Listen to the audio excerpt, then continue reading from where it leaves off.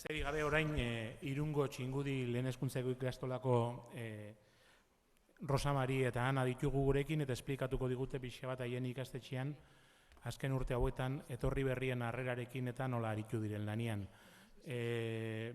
Printzipioz 3 ordu laurdeneko hitzaldia ziren hau eta hurrengoa denboraz gaixi gabiltzan ez, eskatuko diogu ordu erdikoa edo egin dezaten eta faena egin diogu, baina ajuste sobre la marcha egin beharko dute. Eta nahi dutenian hasiko dira.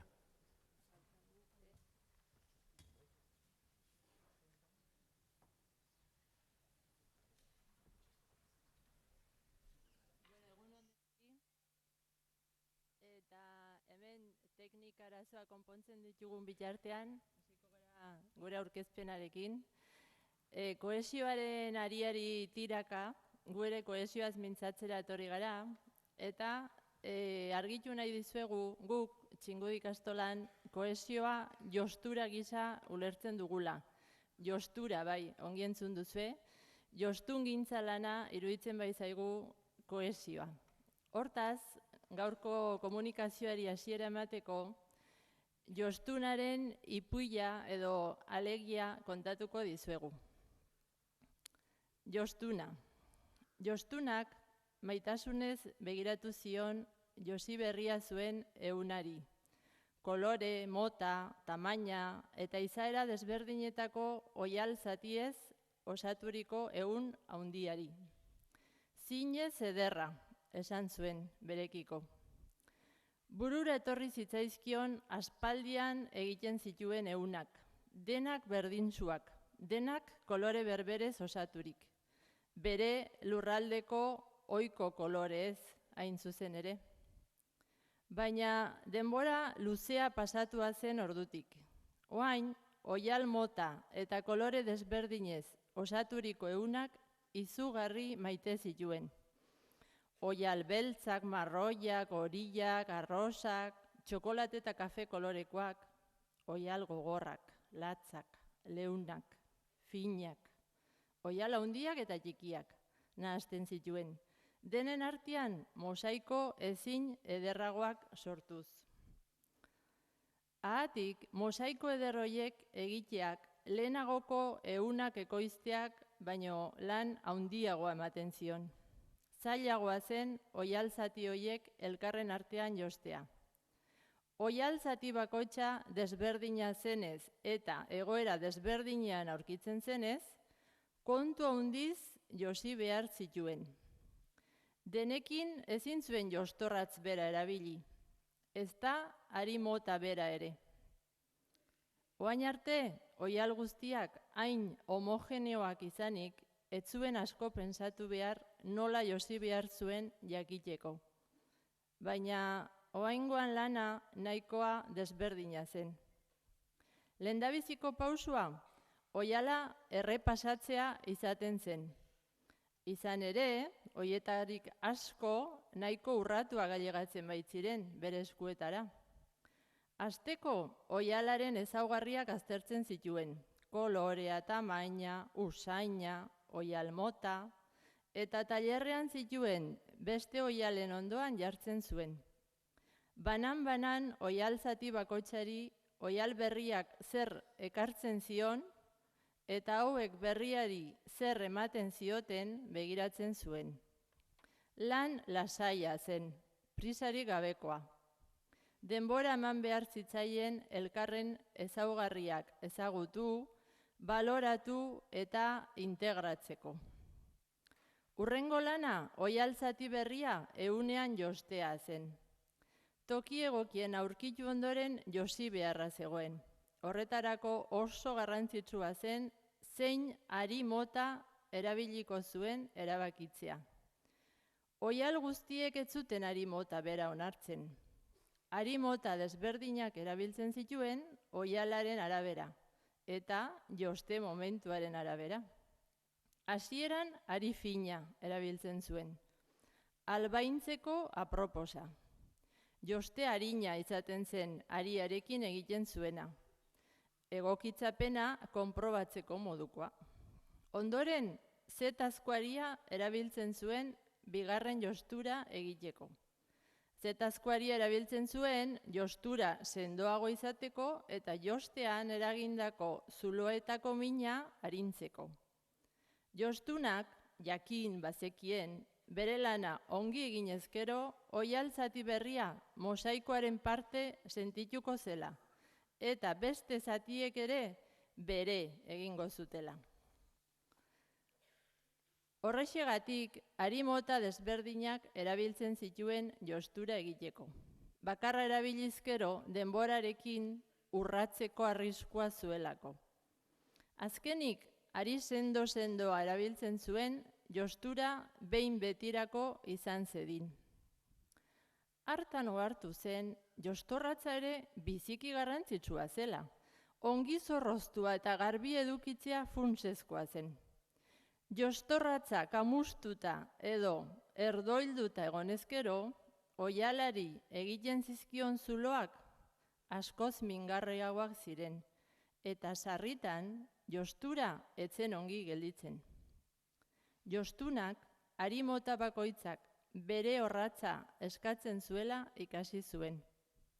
Ezin zuen erabili aurrezte arrazoiengatik, esate baterako, jostorratz bera, albaintzeko, josteko edo erremateak egiteko. Jostorratz bera erabiltzen zuenean, emaitza askoz ere kaskarragoa izaten zen. Jostorratz desberdinak erabiltzen zituenean berriz, egindako jostura ikusi ere etzen egiten.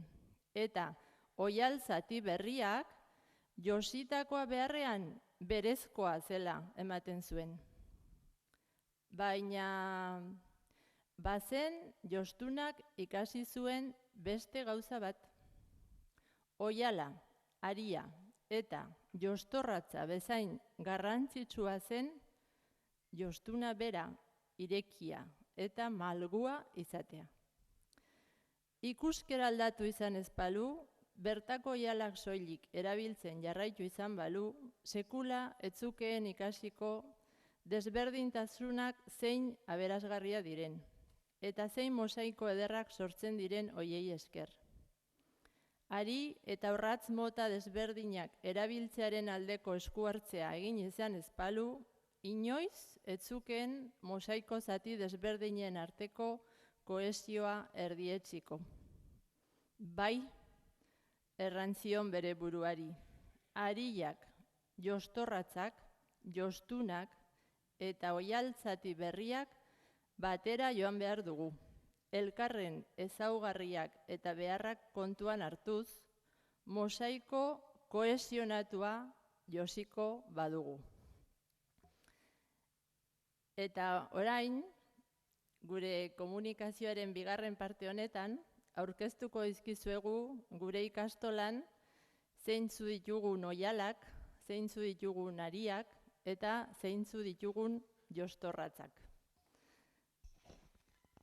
Horrela bada, eta aixkar egingo dugunez aurkezpena, gidoia segituko dugu zuen pantailan ikusten duzuen gizan. Lehenik sarrera bat egingo dugu, gure ezaugarri orokorrak azaltzeko, gero azalduko dugu gure ikuskera kohesioaz, eta kohesio hori albideratzeko zein argudio eta zein bitarteko erabiltzen ditugun gure eguneroko lanean azalduko dizuegu.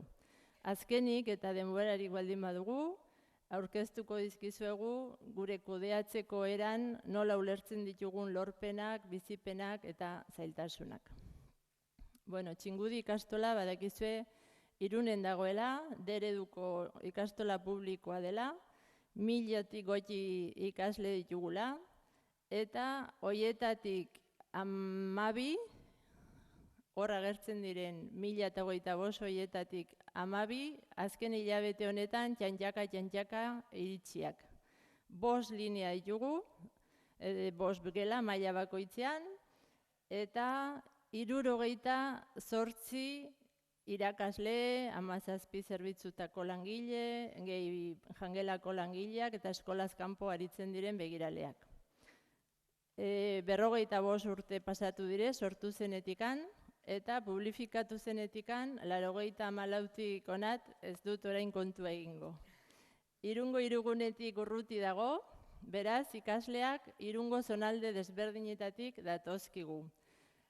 Ikasle gehienek garraio zerbitzua erabiltzen dute eta garraio zerbitzuaz gain jangela zerbitzua ere erabiltzen dute. Eta azkeneko matrikulazioetan egindako galdeketen ondorioz badakigu gure familiek zein arrazoi nagusiagatik aukeratzen duten Txingudi ikastola.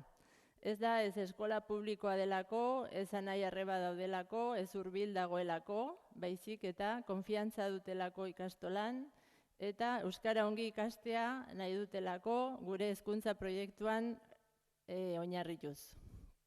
Gure hizkuntza errealitatea azken datuen arabera hor pantailan agertzen zaizuen horixe duzue.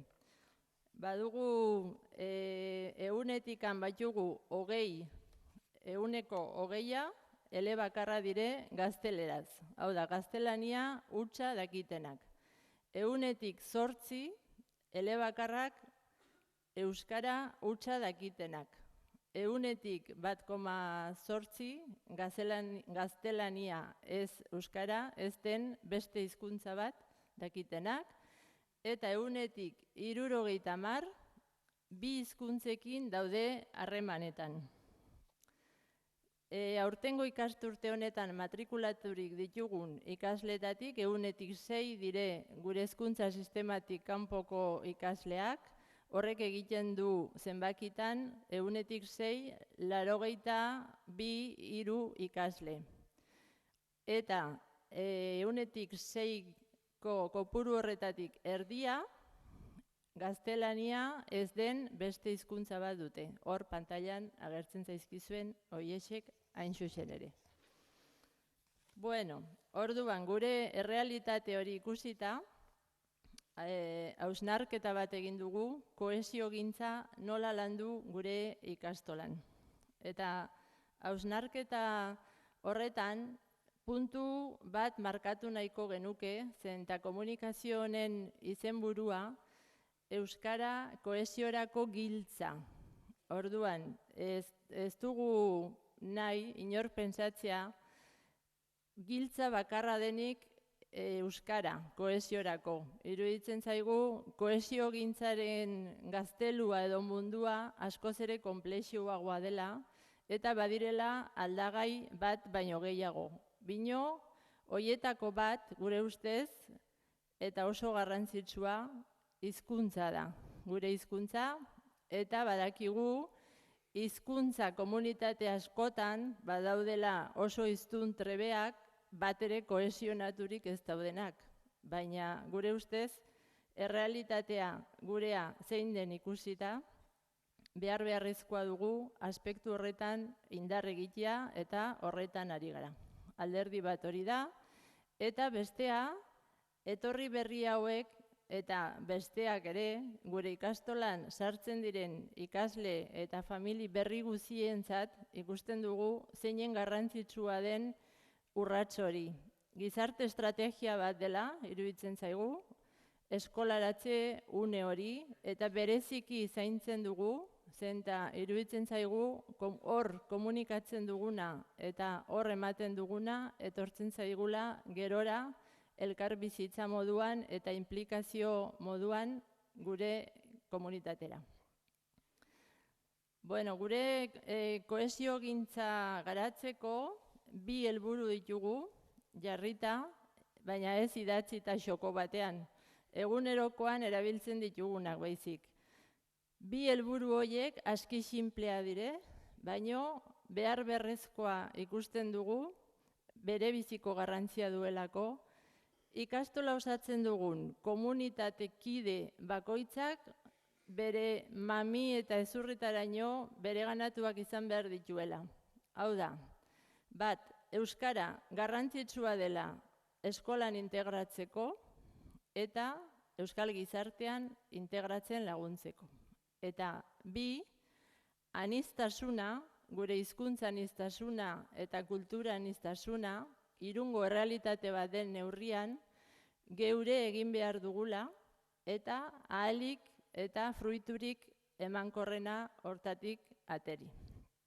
Argudioak Gure irakasle, gure langile, gure begiralek, askotan ez denek, zorionez gero eta gutxiagok, baina askotan badituzte 11 galdera. Eta horietako batzuk laburtu dizkizuegu diapositiban. Zein dire hain maiz entzuten ditugun galdera horiek.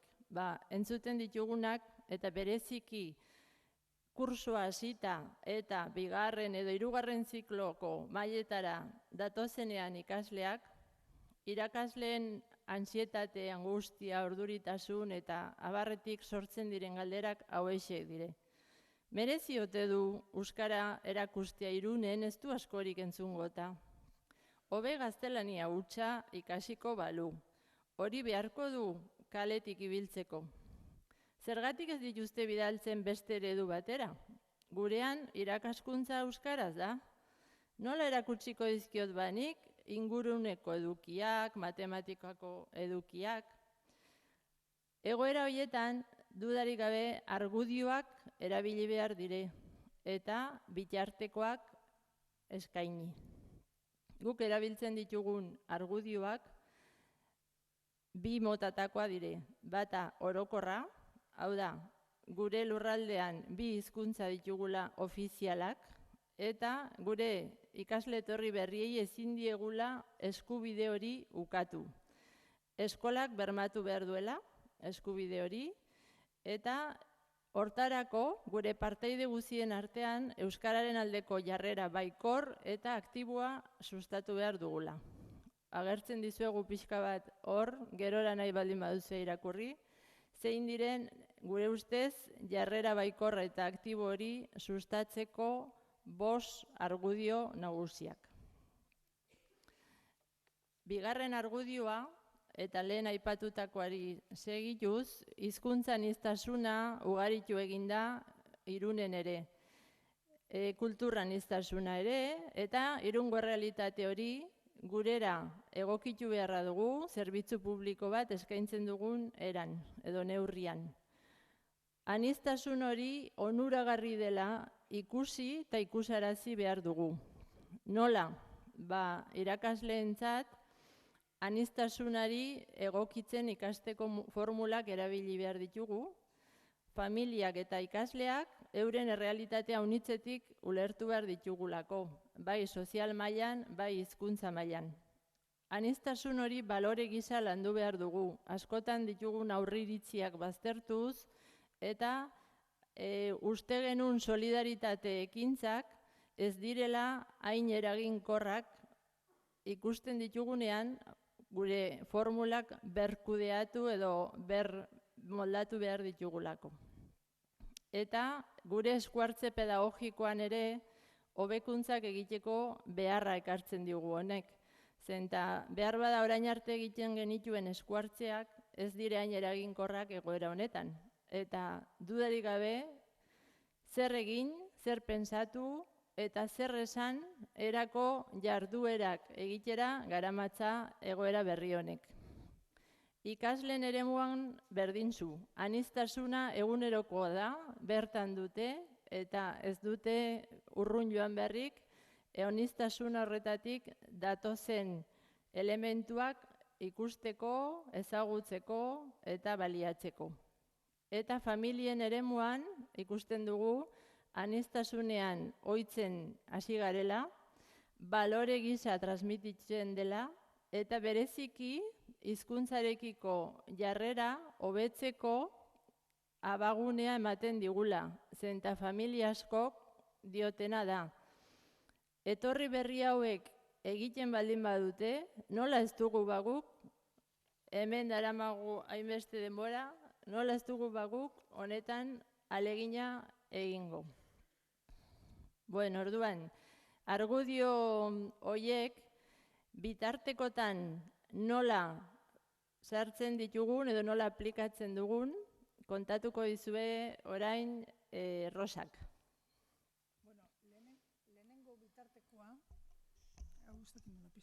Lehenengo bitartekoa harrera plana izango genuke, eta ez dugu xehazmehatz plan hori guztia adieraziko, baizik eta lehentasuna emango diegu batez ere ikasleare hiruuneri, ezta?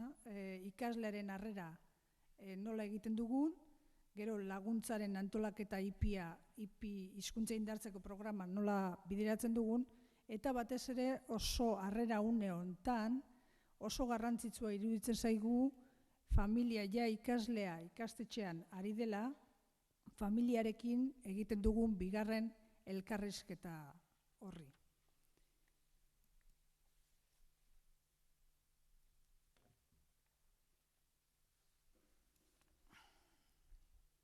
Lehenengo ikaslearen harrera egiten dugunean, ikasle berria etorri aurretik jarduera batzuk egiten dira, bere herrialdea ezagutu, lehen eguna prestatzeko, ikasle berriaren aurkezpena, bai espezialistei, begiralei eta barra egiten da, ikasle enbajadore ere hontan izendatzen da, eta oso garrantzitsua iruditzen zaigu ikaskidei, gelakidei aipatzea ikasle berri horri euskara erakutsi behar diotela, ezta? Hortan, asko insistitzen dugu, zeren gurera datozen ikasle asko, ego eta erdi Amerikatik datoz, eta erderaren ezagupena eta erabilera dute. Orduan, askotan gertatzen zaigu gure gelak erdalduntzea, eta hemen nahiko insistitzen dugu. Geroxeagoa dira hasiko dizuet bigarren puntuaren naiz hartuko, eta baita ere garrantzi ematen diogu bigarren elkarrizketa familiarekin egitea.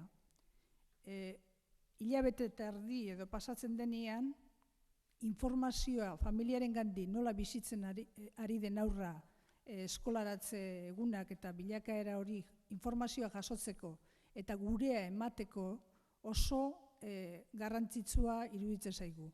Hartara partaidetza eta komunikazioa bultzatzen dugulako eta partaidetza sustatu, ezta? Hor egiten duguna da, familiengandik jaso informazioa nola ikusten duten aurra, zer esaten duen eskolaz, zer esaten duen euskara indartzeko saio ez, eta hor esaten diegu baita ere familiei zein garrantzitsua den eta nola egin dezaketen haiek euskara ze laguntza eman diezaioketen bere seme alabari, bere hizkuntza mantenduz, etxeko hizkuntza mantenduz, eskolakoa indartzeko.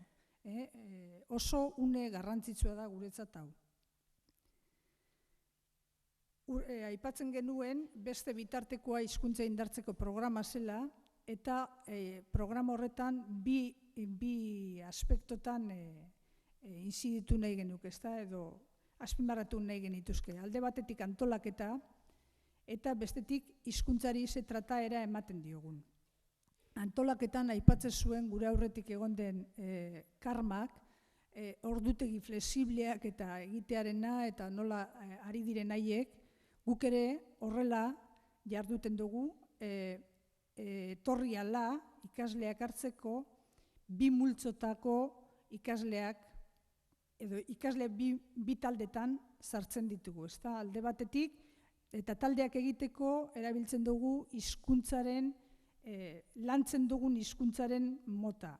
Hor ikusten dugu, lehenengotan gelako interazioa bideratzeko hizkuntza da erakusten duguna, eta B multzoko taldeetan aldiz, erakusten dugun hizkuntza mota da gehiago akademikorantz bideratua. Taldekatzen mota honek abantaila ditu edozein unetan datozkigun ikasleak talde batean edo bestean sartzeko aukera eskaintzen digulako, eta bestetik aurrerapenen arabera talde batetik bestera igarotzea permititzen digulako, ezta? Orduan, hortan irakasle hizkuntza indartzeko irakaslearen malgutasun handia eskatzen du edo egokitzeko gaitasun handia, zeren batetik eta bestetik hartu behar du, ezta? Eta oso garrantzitsua da guretzat hori horrela egitea. Momentu honetan, ari gara 20 piku ikasle atenditzen, era hontara antolatuta, eta irakasle bat eta erdi dugu lan hori egiteko. nahiko zaila da gurean ordutegiekin eta oso korapilatsua da, zeren baditugu 3 ordutegi ikastetxean bertan, 2 ordutegi mota denentzako, eta gero, 5 lineatako izatean, ez dut aipatu lehen, baina erreferentzia gelan egoten dira gure ikasle horiek, eta orduan inglesa edo gorputz hezkuntza dutenean, horietara denetara joaten dira, eta egokitzapen, antolaketa aldetik egokitzapen handiak egin behar izaten ditugu, zeren errespetatzen ditugu asignatura, inglesera, soinketara eta beste guztitara bestea bezala joatea, lehenbiziko egunetik gainera. Beste arlo garrantzitsu bat da hizkuntzen trataera. Eta gure ikastolan 3 hizkuntza lantzen dira, euskara, inglesa eta gaztelania, eta trataera ikuspegi bateratzaile batetik lantzen ditugu eduki horiek.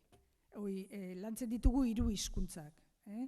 Zertan datza ikuspegi bateratzaile hori, alde batetik eduki aukerak eta elkarren osagarri diren edukiak, testuak eta komunikazio egoerak aukeratuz egiten dugu, eta bestetik irizpide metodologikoak berdintzuak erabiltzen dira 3 hizkuntzetan.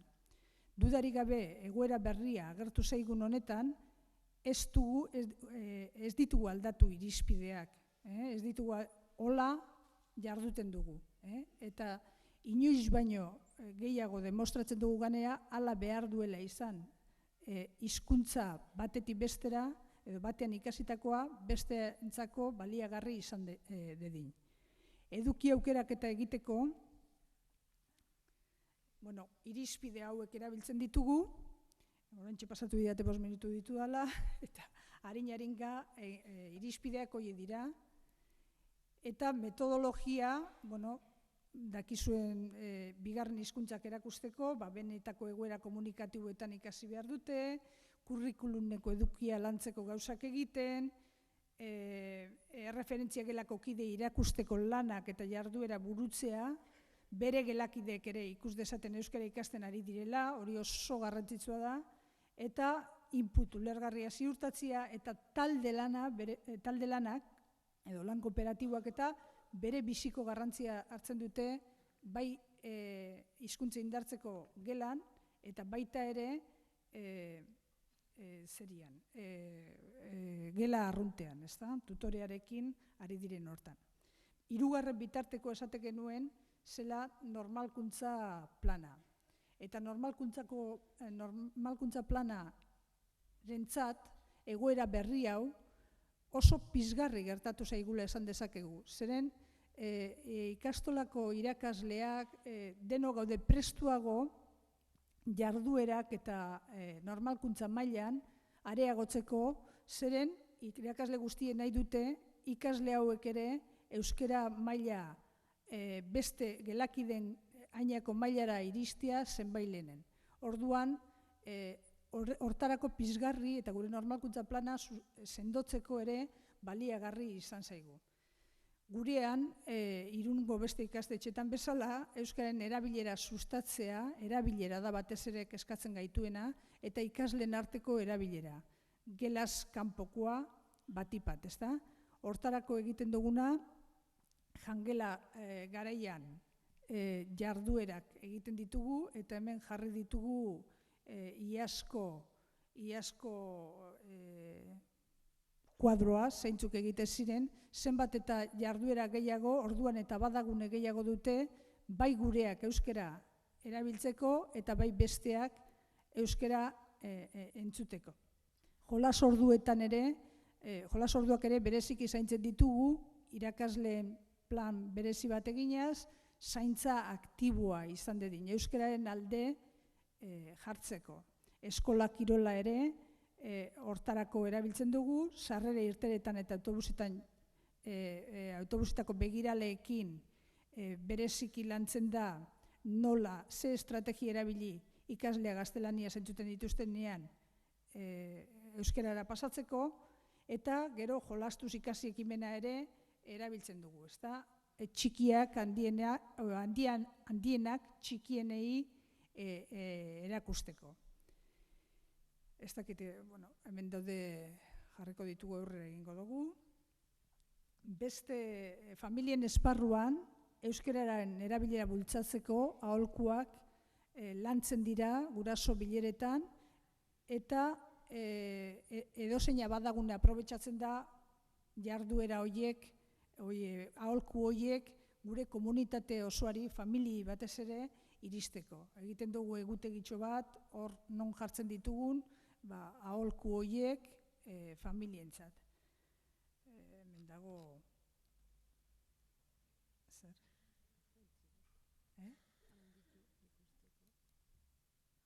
Hor dugu gure egutegi hori, jartzen dira hemen zeintzuk diren aholkuak euskara egin dezaten, eta hor agertzen dira baitere asmakizunak eta bar. Eta beste urrikoa, adibidez, hemen daude gure etorkinak baita ere, urriko horretan ia sartutako argazkia dira, ikasleek egindakoak, eta hemendik azaltzen dira beste gizarteratzeko beste modu bat, ez da aholku horiek. Eta guraso arduraduna ere normalkuntza batzordean izaten dugu eta dugu, hori eskatu behar bai diegu, askotan dirua eta jangela garaiko jarduerak eta antolatzeko, eta bar. Eta irakasleen esparruan, batez ere, pizgarri suertatu zaigu, zeren euskara erakusteko estrategietan formakuntza areagotu beharra sortzen bai zaigu. Eta honekin bukatutzat emango dugu balorazioa egiteko.